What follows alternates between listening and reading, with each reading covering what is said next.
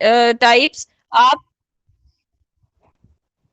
On the basis of types of correlation आप इसको कैसे with the help of scatter diagrams express कर सकते हैं, right? So there are two things और two properties in correlation. First one is strength and second one is direction.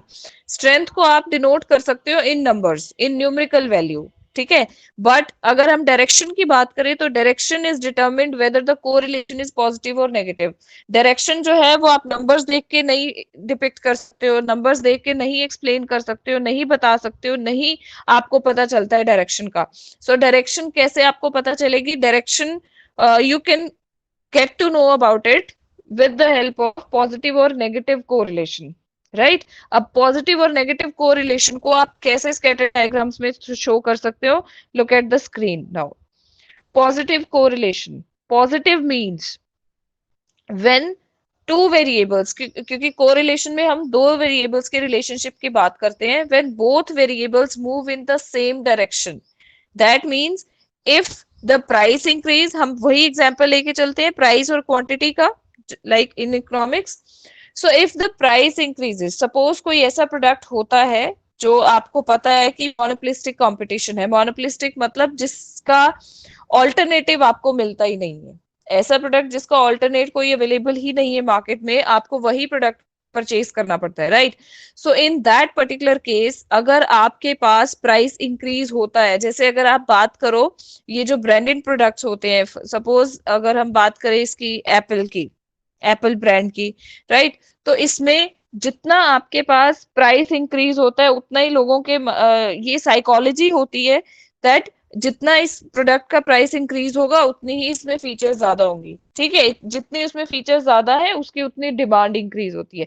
So if the price and demand move in the same direction, right? अगर price और demand same direction में move करते हैं, suppose price increase होता है, demand increase होती है, in case the price declines, तो लोग सोचते हैं कि अगर इस कंपनी ने अपना प्रोडक्ट का प्राइस डिक्लाइन कर दिया है तो हो सकता है इसमें कुछ यू नो लूप होल्स हो, इसमें कुछ कमियां हो सकती हैं, किसी चीज में ये लैक कर रहे होंगे, इसलिए इन्होंने अपने प्रोडक्ट को डिस्काउंटेड प्राइसेस पे ऑफर किया है.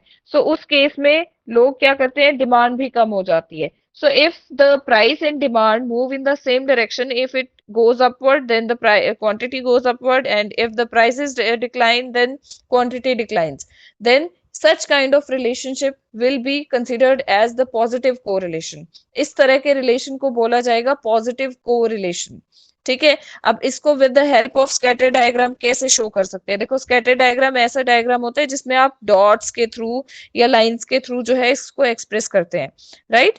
Just like you can see here, positive correlation, suppose अब आप ये मानते हो कि आपके पास जो प्राइस है, एक्स एक्सिस पे आप मान लो कि आपके पास प्राइस है और एक्स एक्सिस पे आप मान सकते हो कि आपके पास डिमांड है, एंड अनदर वाई एक्सिस पे आप मान सकते हो कि आपके पास क्या है, price. X axis depicts the quantity and Y axis depicts the prices. You can take your notebooks, अपने नोटबुक्स और पेन्स लो, पहले पहले आपको ग्राफ ड्रॉ करना आएगा ना, तभी आपको और क्लियर होगा. Take your notebooks and pens, draw axis, X axis and Y axis, draw करो जल्दी से, ड्रॉ करो. Yes, ma'am. मैं आपको एक टेबल बताती हूँ, वो टेबल आपने ड्रॉ करना है एंड उसके बेसिस पे आप ये जो है डायग्राम्स वो बनाएंगे. Then I will make it clear कि पॉजिटिव कोरिलेशन कहाँ पे आ रहा है और नेगेटिव कोरिलेशन कहाँ पे आ रहा है. All are having their notebooks and pens along with them? Yes, ma'am. Okay. So draw a table. Table में दो कॉलम्स बनाएंगे, one is price and another is quantity. One is price and another is quantity.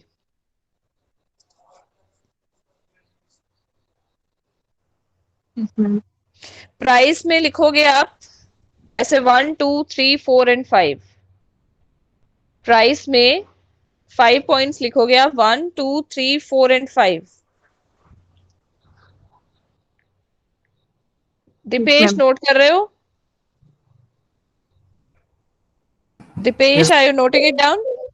yes, ma'am. Okay.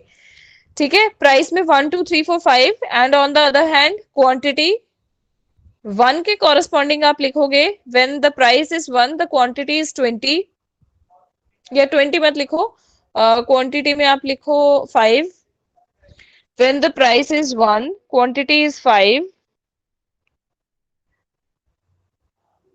when the price is 2 quantity is 10,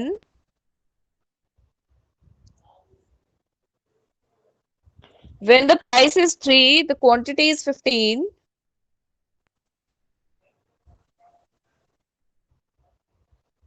when the price is 4 quantity is 20,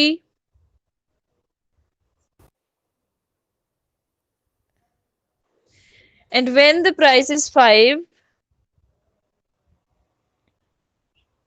quantity is 25.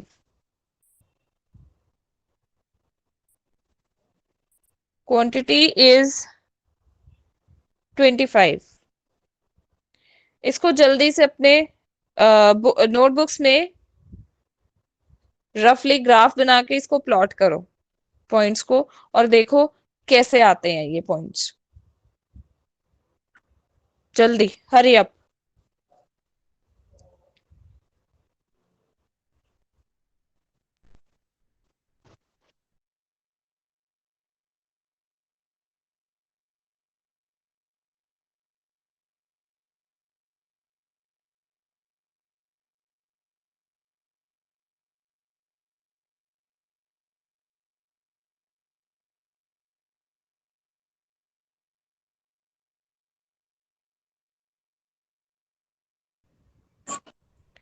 Done Yes, ma'am.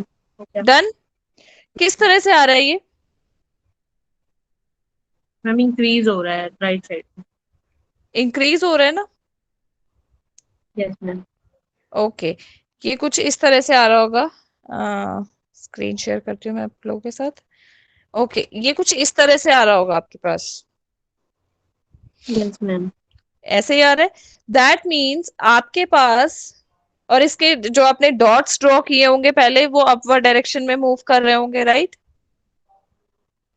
Yes ठीक ma'am. है, तो अगर इस तरह से आपके पास कभी भी लाइन ड्रॉ होती है इन अपवर्ड डायरेक्शन, और अगर आपको डॉट्स की हेल्प से ड्रॉ करना होता है तो डॉट्स आपके पास इस तरह से आते हैं, जैसे इस लाइन के अराउंड है ना, कि फ्रॉम बॉटम टू टॉप, इस तरह से आपके पास सेम डायरेक्शन में मूव कर रहे हैं। जिस डायरेक्शन में एक वेरिएबल है उसी डायरेक्शन में दूसरा वेरिएबल भी मूव करता है, देन उस केस में आप उसको कंसिडर करेंगे positive correlation, right? This is positive correlation, और उसका स्कैटर डायग्राम भी कुछ इस तरह से ही ड्रॉ होता है। ठीक है, next is negative correlation.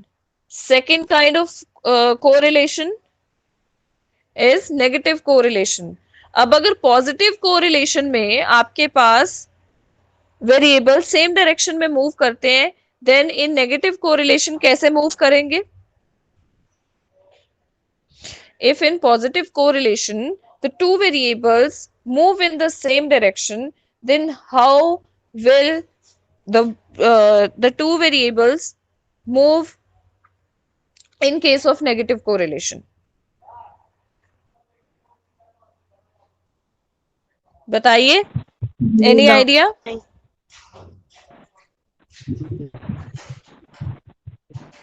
In opposite directions. You can note it down. In case of negative correlation, the variables move in the opposite directions. Right? अब इसका भी आप ये टेबल ड्रॉ करो पहले, देन आपको और क्लियर हो जाएगा। Draw table, one side price and another column is of quantity, price and quantity.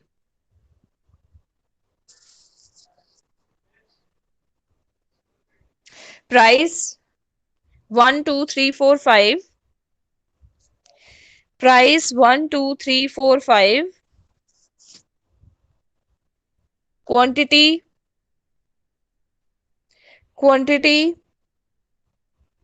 25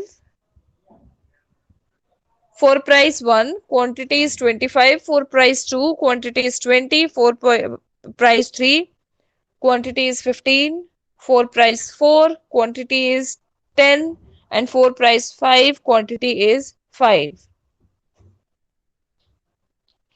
Quantity is 5. 1, 2, 3, 4, 5 in case of prices, and in case of quantity 25, 20, Yes, ma'am. 15, 10 and 5. अब इसको plot करो, कैसे plot होते हैं इसके points.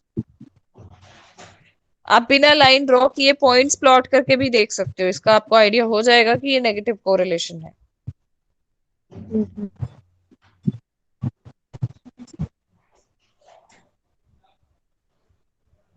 Draw करो जल्दी and then let me know clear हुआ या नहीं। Done, ma'am. Done. Yes, ma'am. बाकी सब स्टूडेंट्स को क्लियर हुआ? Yes ma'am. हाँ जी, Kamran, Ajay, Deepesh, Komal. Yes ma'am, yes ma'am, yes ma'am. Okay, Yes. Naman. Yes ma'am. Okay, draw किए? Yes ma'am. ठीक है, ऐसे ही ड्रॉ हुए जैसे आपके पास इसमें आ रहे हैं इन फिगर्स में। Yes, ऐसे ma'am. देखिए। पॉइंट्स ऐसे ही प्लॉट हुए हैं ना? Okay, so this is negative correlation. ठीक है, तो दो कोरिलेशंस आपके पास कौन से हो गए? One is positive and one is negative. When the variables, both the variables move in the same direction, it will be positive correlation, and when the variables move in the opposite directions, they will be considered as negative correlation. Third one is no correlation. अब ऐसे कैसे graph बनता है, ऐसे कैसे graphically आप express करते हैं जब दो वेरिएबल्स के बीच में कोई रिलेशन ही नहीं होता? Third point is no correlation.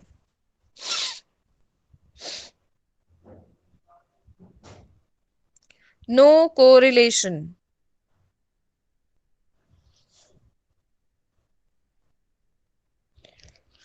Okay, अब इसको ध्यान से समझना कि नो कोरिलेशन में किस तरह से आप ग्राफिकली हमारे पास प्रेजेंट होते हैं, कैसे ग्राफ बनता है, तो हमें पता चलता है कि यहाँ पे कोई कोरिलेशन है ही नहीं। What does it mean to say that two variables have no correlation? It means that there is no apparent relationship between the two variables. यहाँ पे clearly आपको with the help of information या with the help of table आपको idea हो जाएगा कि यहाँ पे वैसे रिलेशनशिप कंसिडर ही नहीं होता, पता ही नहीं चलता। For example, there is no correlation between shoe size and salary. क्या शू साइज और सैलरी में कोई डिफरेंस है, सॉरी रिलेशन है?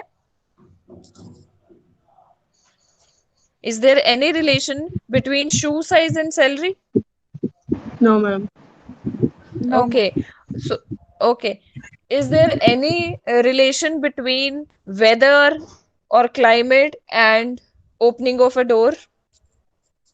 अगर आप डोर ओपन करते हो तो क्या उसका क्लाइमेट से या वेदर से कोई रिलेशन है? yes or no? अगर आप डोर ओपन या क्लोज करते हो तो उसका क्लाइमेट से कोई इफेक्ट होता है, कोई रिलेशन होता है उसका? No. नहीं होता ना। सो सच काइंड ऑफ रिलेशनशिप्स, या फिर ऐसे आपको इंफॉर्मेशन के थ्रू या फिर आपके पास टेबल्स के थ्रू ही आपको आइडिया हो जाता है there doesn't exist any relationship.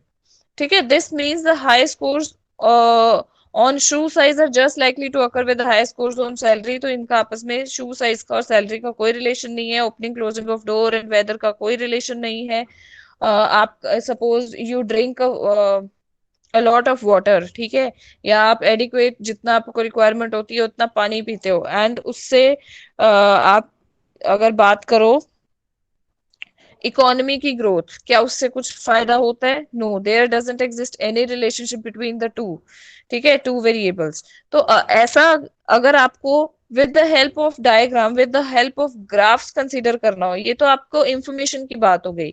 अगर आपको सिंपली कोई पूछे, अब मैं सपोज आपको ये एक्सप्लेनेशन नहीं देती, आपको ये चीज पहले से ही पता होती कि नो रिलेशनशिप में, नो कोरिलेशन में क्या होता है, बट मैं आपको सिंपली इंफॉर्मेशन देने की जगह आपको कुछ इस तरह से डायग्राम्स रिप्रेजेंट कर देते कि ये डायग्राम्स हैं, अब आप मुझे इसमें बताओ कि पॉजिटिव कोरिलेशन कौन सा है, नेगेटिव कोरिलेशन कौन सा है, एंड नो कोरिलेशन कौन सा है। तो पॉजिटिव में आपको पता चल गया फ्रॉम डाउनवर्ड टू अपवर्ड, ठीक है। और आप जिसको कहते हो from same direction, same directions में जब मूव कर रहे होते हैं डॉट्स, देन आप कह सकते हो कि that is the positive correlation. जब आप प्लॉटिंग देखते हो ग्राफ पे और वो दो फैक्टर्स की सेपरेट डायरेक्शंस है, अलग अलग डायरेक्शंस है, ठीक है, अपोजिट डायरेक्शंस है, तो आपको वहां की प्लॉटिंग से पता चल जाता है कि वहां पे आपके पास कौन सा रिलेशन है, नेगेटिव कोरिलेशन है। यहाँ पे आपके पास जीरो कोरिलेशन है, जीरो कोरिलेशन और नो कोरिलेशन जब आपके पास कुछ इस तरह के पिक्चर्स शो होते हैं। ये देखो, अगर आपके पास इस तरह का डायग्राम शो होता है, क्योंकि आपको इसमें ये नहीं पता चल रहा कि एक फैक्टर जो है या एक वेरिएबल जो है वो पॉजिटिव मूव कर रहा है तो दूसरा नेगेटिव मूव कर रहा है या नहीं कर रहा। यहाँ पे आपके पास जो डॉट्स डिपिक्ट होती हैं, डॉट्स आपको शो होती हैं, वो कुछ इस तरह से ना सेंटर में कहीं भी किसी भी पॉइंट पे शो हो जाती है, आपको कुछ रिलेशन इसका पता नहीं चलता। सेकेंड थिंग, जहां पे नो कोरिलेशन होता है वो स्ट्रेट लाइन होती है, ठीक है, हॉरिजॉन्टली और वर्टिकली। आपके पास अगर लाइन लाइन ग्राफ के थ्रू अगर आपको पता करना है कि हाँ यहाँ पे नो कोरिलेशन एग्जिस्ट करता है, तो आप देखोगे स्ट्रेट लाइंस, हॉरिजॉन्टली और वर्टिकली स्ट्रेट लाइंस जो होते हैं, राइट, वो आपके पास क्या आते हैं, नो कोरिलेशन और zero correlation. all three of the examples show the little to no correlation. Is it clear to all? Positive correlation, negative correlation, and zero correlation or no correlation with the help of scatter diagrams. Anybody who want to ask any question in regard to this?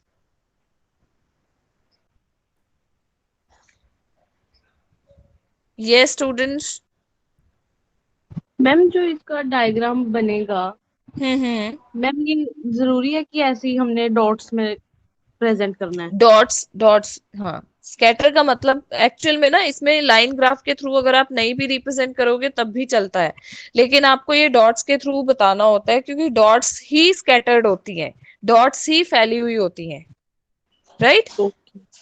ठीक है, ये आप देख सकते हो। चलो ये दोबारा मैं आपको बता देती हूँ। यहाँ पे आपको पॉजिटिव कोरिलेशन में तो आपको पता ही चल रहा है ना, फ्रॉम ये लेफ्ट टू राइट डायरेक्शन में मूव कर रहा होता है, from downward to upward, left to right में। अगर आपको एज अ हिंट चाहिए कि मैं पॉजिटिव का कैसे ड्रॉ करूं, नेगेटिव का कैसे करूं, तो आप एज अ हिंट जो है अपनी अंडरस्टैंडिंग के लिए इसको पॉजिटिव कोरिलेशन को आप इस तरह से कर सकते हो।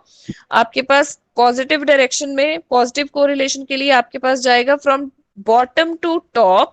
बॉटम कहां से स्टार्ट होगी आपके पास, लेफ्ट से, और टॉप कहां पे एंड होगी आपके पास, राइट में।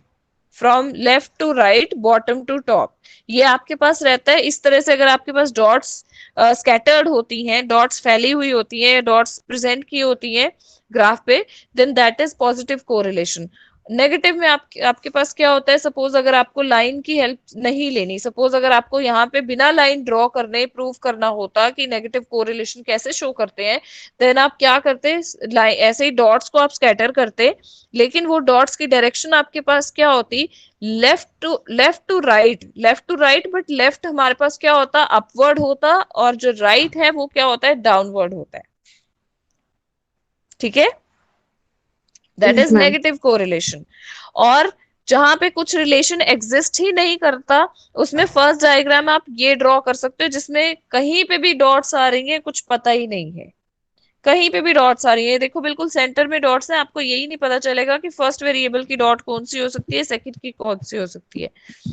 और सेकंड और थर्ड डायग्राम्स इसके ये कर सकते हो। अगर आपको विदाउट लाइन करना हो, विदाउट बिना लाइन के रिप्रेजेंट करना हो, देन आप इस तरह से कर सकते हो, from upward to downward, centre में कहीं पे भी, अपवर्ड टू डाउनवर्ड, और या फिर लेफ्ट टू राइट, कहीं पे भी डॉट्स आप स्कैटर कर सकते हो, और ये आपके पास शो करेगा no correlation, right. Is it clear to everyone? Yes, ma'am. Others who are not speaking? Yes, ma'am. Yes, Positive correlation, negative correlation, and third one is No No. correlation. no correlation, right? तो यहाँ पे आपके पास जो correlation है, that topic ends.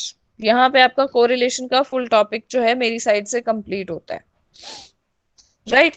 Next topic आपके पास आता है regression. उसका मैं आपको थोड़ा सा इंट्रोडक्टरी पोर्शन करवा देती हूँ। रिग्रेशन एनालिसिस, किसी ने सुना हुआ है इससे पहले regression analysis 11th class 12th class में?